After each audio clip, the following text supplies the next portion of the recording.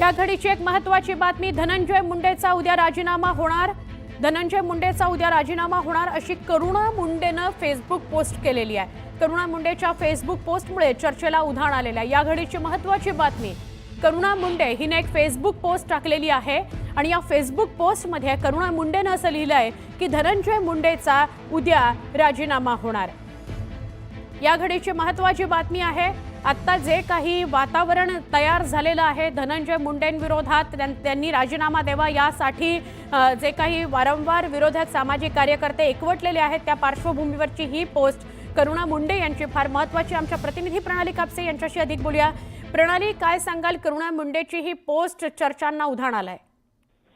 अगदी खरं आहे। उद्यापासून राज्य शासनाचं अर्थसंकल्पीय अधिवेशन सुरू होत आहे आणि त्या दिवसाच्या आधी म्हणजे आज आपण पाहतो की करुणा मुंडे यांनी ही फेसबुक पोस्ट लिहिलेली आहे, ज्याच्यामध्ये 3/3/2025 ला राजीनामा होगा असं त्यांनी म्हटलेलं आहे। एकूणच जर बघितलं तर करुणा मुंडे यांच्या स्वतःच्या 2 ते 3 केस या धनंजय मुंडे यांच्या विरोधात सुरू आहे। एका केसमध्ये त्यांना एक नुकसान भरपाई म्हणून पैसे देण्याचं कोर्टानं त्यांना सांगितलेले आदेश दिले धनंजय मुंडेंना। तर दुसरीकडे जर आपण बघितलं तर आणखी एक केस जी आहे ती धनंजय मुंडे यांच्या विरोधात सुरू आहे।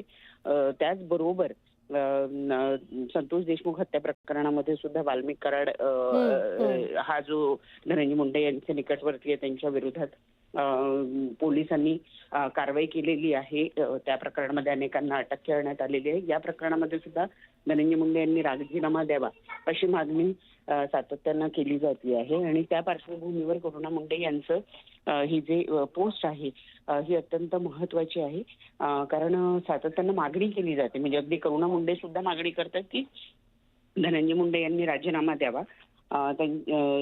इतर सामाजिक कार्यकर्ते अंजली दमानिया यांनी सुद्धा अनेक वेळा कृषी मंत्री असताना धनंजय मुंडे यांनी कशा पद्धतीनं गैरव्यवहार केलेले आहेत याची यादी, ज्याचा पाढाच त्यांनी वाचलेला होता, त्यांच्या वतीनं सुद्धा सातत्यानं मागणी केली जाते की धनंजय मुंडे यांनी राजीनामा द्यावा।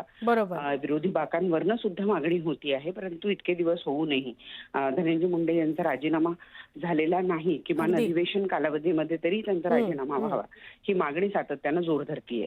नक्की नक्की प्रणाली, धन्यवाद आपण माहिती दिल्याबद्दल। करुणा मुंडे यांच्या या फेसबुक पोस्टनं खळबळ मात्र उडवून दिलेली आहे।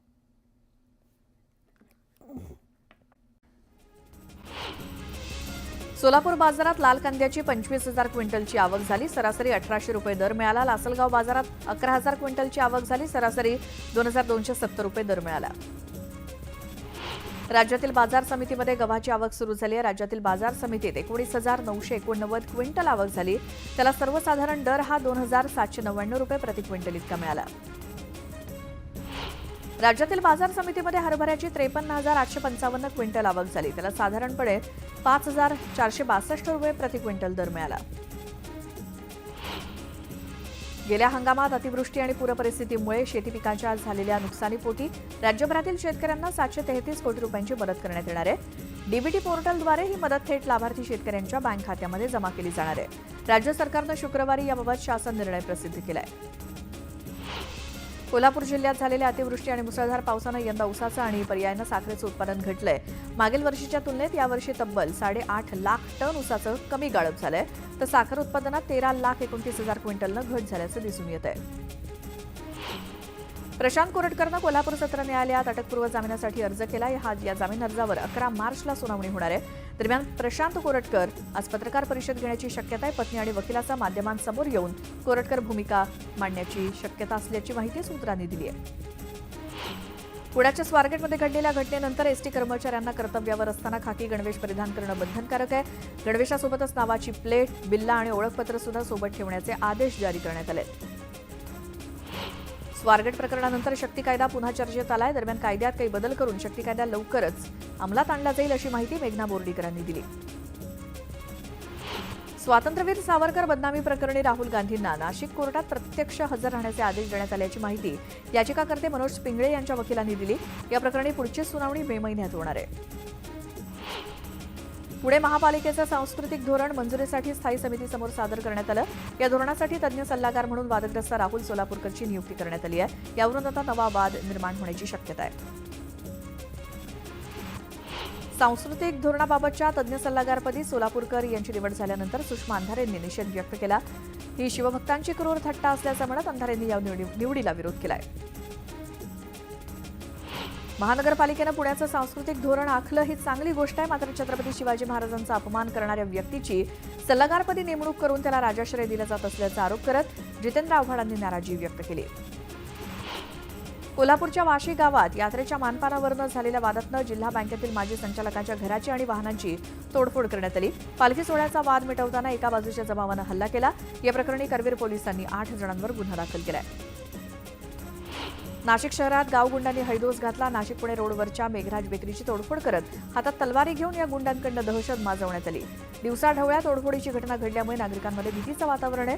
2 संशयित आरोपींना पोलिसांनी ताब्यात घेतलं. बारामती लोकसभा मतदारसंघातील पुरंदरच्या अंजिराची दखल पंतप्रधान मोदींनी घेतली. ही अभिमानाची बाब आहे. या यशामागे अंजिराच्या शेतीत काबाड कष्ट करणारे शेतकरी आणि फळबागेचं धोरण दूरदृष्टीनं राबवणारे शरद पवार यांचं मोठं योगदान आहे, अशी प्रतिक्रिया सुप्रिया सुळेंनी दिली. अहिल्यानगरच्या मढी यात्रेत मुस्लिम व्यावसायिकांवरील बंदीचा ठराव अखेर रद्द करण्यात आला. मढी ग्रामसभेचा हा निर्णय नियमबाह्य असल्याचा अहवाल पंचायत समितीने दिला होता. या अहवालानंतर हा निर्णय रद्द करण्यात आला. फेब्रुवारी महिना संपताच आता उन्हाची तीव्रता दिवसेंदिवस वाढत चालली आहे, त्यामुळे नागरिकांना काळजी घेण्याचं आवाहन आरोग्यमंत्री प्रकाश आंबेडकर यांनी केलंय. विदर्भच नव्हे तर ठिकठिकाणच्या प्रवाशांना नागपूरच्या डॉ. बाबासाहेब आंबेडकर आंतरराष्ट्रीय विमानतळावरून खास उन्हाळी नजराणा मिळणार आहे. आता थेट इथून कोल्हापूर, जयपूर सोबतच ठिकठिकाणी झेपावता येणार आहे. इयत्ता 10वीच्या 1 मार्च रोजी उर्दू माध्यमाच्या 3ऱ्या पेपरला लातूर जिल्ह्यातील अहमदपूर इथल्या एका परीक्षा केंद्रावरती मोठा गोंधळ उडाला. या परीक्षार्थ्यांना उर्दू माध्यमातील तृतीय भाषा असलेल्या इंग्रजी विषयाचा पेपर देण्याऐवजी इंग्रजी माध्यमातील प्रथम भाषेचा पेपर दिला गेला. ही बाब परीक्षा हॉलमधल्या परीक्षार्थींनी पर्यवेक्षकांच्या निदर्शनास आणून दिल्यानंतर त्यांनी याची दखल घेतली नाही असा आरोप परीक्षार्थींनी केला. जळगावात शिवजन्मापासून ते शिवराज्याभिषेकापर्यंतचा इतिहास महानाट्यातून सादर करण्यात आला. महानाट्याला शिवप्रेमींनी मोठ्या संख्येनं उपस्थिती लावली. हिंगोलीच्या औंढा नागनाथ इथे 8वे ज्योतिर्लिंग असलेल्या नागनाथ मंदिरात रथोत्सव सोहळा पार पडला. मंदिराला 5 प्रदक्षिणा घालण्यात आल्या. या सोहळ्याला हजारो भाविकांनी उपस्थिती लावली. संत तुकाराम महाराज यांच्या बीज सोहळ्यानिमित्तानं देहू संस्थानची बैठक पार पडली. नगरपंचायतीच्या मुख्याधिकारी निवेदिता घारगे यांच्यासह देहूच्या विश्वस्तांनी मंदिर परिसराची पाहणी केली. संत तुकाराम महाराज बीज सोहळ्यापूर्वी मुख्य प्रवेशद्वाराला रंगरंगोटी करण्याचं काम हाती घेण्यात येणार आहे. संत तुकाराम महाराज यांचा त्रिशतकोत्तर बीज सोहळा येत्या 16 मार्चला संपन्न होणार आहे. छत्रपती शिवाजी महाराज टर्मिनस येथे प्लॅटफॉर्म क्रमांक 12 आणि 13च्या लांबीकरणासाठी 28 फेब्रुवारी मध्यरात्रीपासून ते 2 मार्च दरम्यान विशेष ब्लॉक आहे. या ब्लॉकमुळे मध्य रेल्वे मार्गावरती अनेक लांब पल्ल्याच्या गाड्या वळवण्यात आल्या आहेत, तर अनेक उपनगरीय सेवा रद्द करण्यात आल्या आहेत. गोरगरिबांचा दिवाळी दसरा निवडणूक वर्षामध्ये गोड करणाऱ्या आनंदाचा शिधा या योजनेला अखेर ब्रेक लागलाय. महायुती सरकारनं 2022 साली सुरू केलेली आनंदाचा शिधा ही योजना बंद करण्यात आली आहे. यंदाच्या गुढीपाडवा, गणपती आणि दिवाळीला राज्य सरकारकडून माफक दरात दिल्या जाणाऱ्या वस्तू यापुढे जनतेला बाजारभावानंच खरेदी कराव्या लागणार आहेत. न्यायालयात नोकरी करण्याची इच्छा असणाऱ्यांसाठी एक महत्त्वाची बातमी. मुंबई उच्च न्यायालयाच्या नागपूर खंडपीठात शिपाई पदासाठी भरती केली जाणार आहे. महत्त्वाचं म्हणजे 7वी, 10वी आणि 12वी उत्तीर्ण झालेले उमेदवार या पदासाठी अर्ज करू शकणार आहेत. यंदा देशातील अनेक भागांमधील उन्हाळा अतिशय तापदायक ठरणारे. महाराष्ट्रामध्ये तीव्र उष्णतेच्या लाटा येणार असल्याचा इशारा हवामान विभागाने दिलाय. अंमली पदार्थांच्या गुन्ह्यामध्ये पोलीस अधिकारी किंवा कर्मचाऱ्याचा सहभाग आढळला तर त्याला थेट बडतर्फ करण्यात यावं, अशी महत्त्वाची सूचना मुख्यमंत्री देवेंद्र फडणवीस यांनी दिली. तसंच महिलांवरील अत्याचाराच्या गुन्ह्यांमध्ये न्यायालयात वेळेत आरोपपत्र दाखल करण्याच्या सूचनाही त्यांनी केल्या. त्यानंतर एक मोठी बातमी आहे पुण्यात पुन्हा गाड्यांची तोडफोड झाली आहे. भारती विद्यापीठ परिसरात भारतनगर इथे 10 ते 12 गाड्या फोडण्यात आल्यात. यामध्ये काही दुचाकी आहेत, रिक्षा, टेम्पो आहे, 4 चाकीचा देखील समावेश आहे. अज्ञात व्यक्तीनं पुन्हा तोडफोड केली आहे. या तोडफोडीच्या घटनेमुळे परिसरात भीतीचं वातावरण आहे. भारती विद्यापीठ पोलीस ठाण्यात तक्रार दाखल झाली आणि पोलिसांकडून तपास सुरू आहे.